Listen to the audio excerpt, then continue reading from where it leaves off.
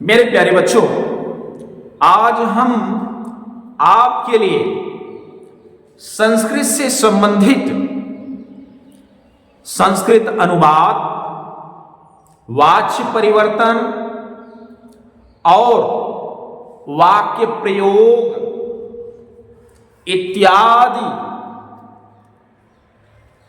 में सहायक कारक की बातें हम करने जा रहे हैं आपके लिए। आपको पता होना चाहिए कि कारक संस्कृत में 6 होते हैं सिर्फ।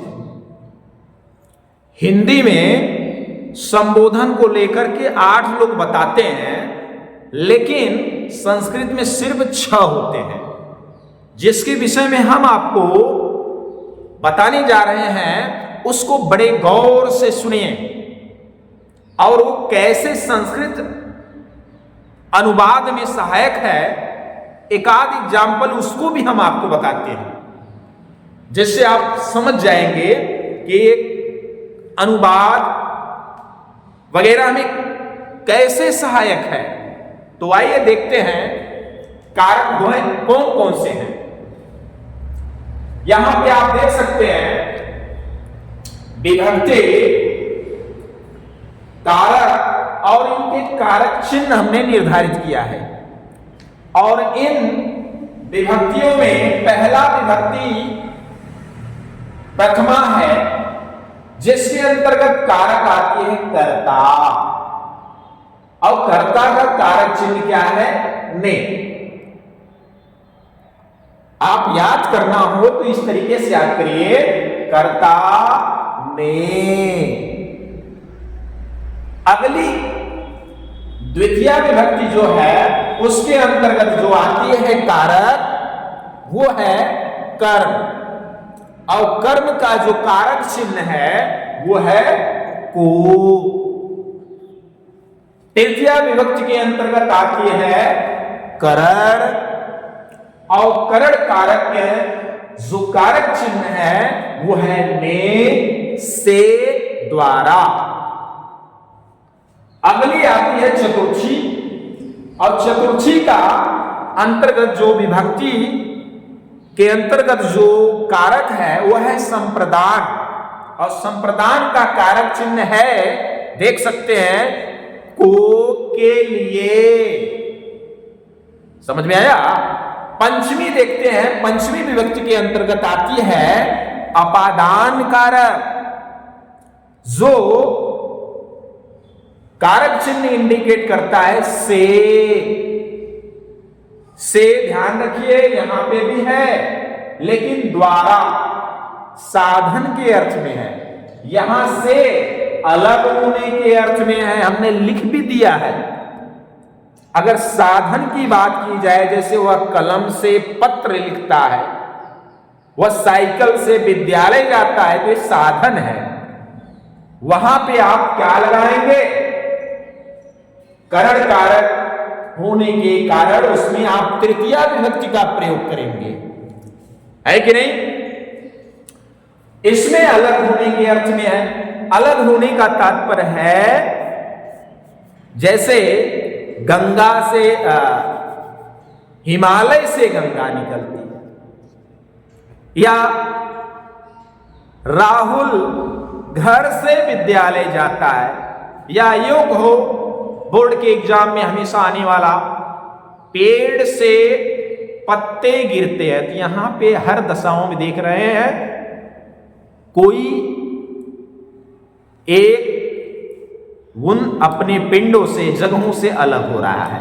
तो ऐसी अवस्था में आप ध्यान रखिए, पंचमी विभक्ति लगाएंगे अपादान कारक, जिसका कारक चिन्ह से अलग होने के अर्थ में। और षष्ठी में देख सकते हैं संबंध कारक होता है, और जिसका कारक चिन्ह है का, की, के, ना, नी, ने, रा, री, रे। ये है कारक चिन्ह। लास्ट में आप देख सकते हैं यहां सप्तमी में इंडिकेट की गई है, जिसका कारक चिन्ह है अधिकरण, और इसका कारक है अधिकरण। ध्यान रखना, कारक चिन्ह नहीं, कारक चिन्ह है ने, पर, पे। ध्यान रखिए, अब ये आपको ध्यान में रखना है, संस्कृत में केवल हमने बताया कि 6 कारक होते हैं। कौन कौन से? प्रथमा, द्वितीया, तृतीया, चतुर्थी, पंचमी और सप्तमी। षष्ठी को कारक नहीं मानते। क्यों? क्योंकि षष्ठी का संबंध क्रिया से नहीं होता, क्योंकि कारक का डेफिनेशन ही है क्रिया से संबंध रखने वाले शब्दों को हम कारक कहते हैं।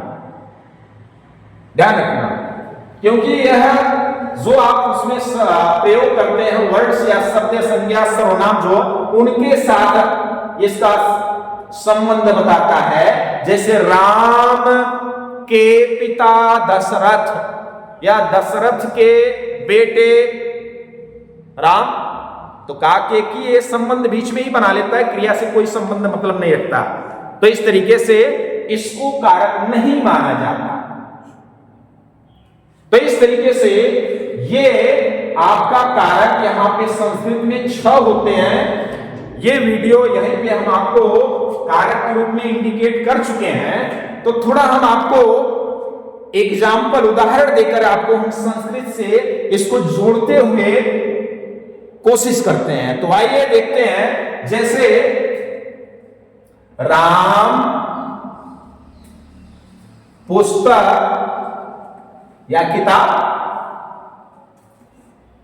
पढ़ता है कि नहीं? अब गौर करिए, कर्ता आपको ज्ञात करना है पहला। तो यहां से जवाब लीजिए, कौन किताब पढ़ता है? कौन? राम। यानी किसने? कर्ता ने। कर्ता कौन हुआ? ने। किसने? राम ने। तो यहां कर्ता कौन हो गया? राम ने पुस्तक पढ़ा। तो कर्ता का पहचान करना होगा, तो क्रिया उस कर्ता यानी शब्द के साथ उस पद के अंत में ने आएगा। पुस्तक किसने पढ़ी? राम ने। तो यहां पे राम शब्द कर्ता है। इस तरीके से कर्ता में हम कौन सी विभक्ति का प्रयोग कर देंगे? प्रथमा। तो राम क्या हो जाएगी? राम। समझ में आया? अब आगे बढ़ते हैं। राम पुस्तक को पढ़ता है। कर्म को, कर्म में द्वितीय विभक्ति ऐड करेंगे, यूज करेंगे, प्रयोग करेंगे। तो कर्म को किसको? पुस्तक को, किताब को, गीता को, रामायण को, किस चीज को पढ़ता है? पुस्तक को। तो पुस्तक इस तरह से हो गई कर्म। और कर्म में तो हम प्रयोग करेंगे द्वितीय विभक्ति। तो द्वितीय विभक्ति आपको पता होना चाहिए। कोई सिंपल सी हमने आपको रूप बालक का राम के याद करने के लिए इंडिकेट किया था। हमने वीडियो भी डाला है राम बालक का। उसी बालक के आधार पर आपको पता होना चाहिए कि बालक की द्वितीय विभक्ति होती है एक वचन, बालकम। इस तरीके से हो जाएगा। ये पुस्तक का क्या हो जाएगा? पुस्तकम। आया? आगे क्या है? पढ़ता है। लट लकार वर्तमान काल के अंतर्गत आता है। तो पठ माने पढ़ना, पठ धातु, और ये लट लकार वर्तमान काल के अंतर्गत आता है। कर्ता आपका प्रथम पुरुष एक वचन है। हमने कर्ता की पहचान में आपको बताया था, ध्यान देना। तो ये राम प्रथम पुरुष एक वचन है, इसकी क्रिया भी प्रथम पुरुष की एक वचन में बना देंगे तो हो जाएंगे। पठ की धातु क्या होती है? पठते।